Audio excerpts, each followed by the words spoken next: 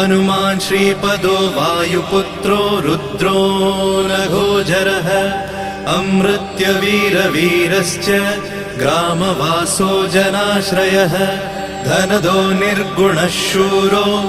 वीरो निधिपतिर्मुनिः पिङ्गाक्षो वरदो वाग्मी सीताशोकविनाशकः शिवः शर्वपरो व्यक्तो व्यक्ताव्यक्तो धराधरः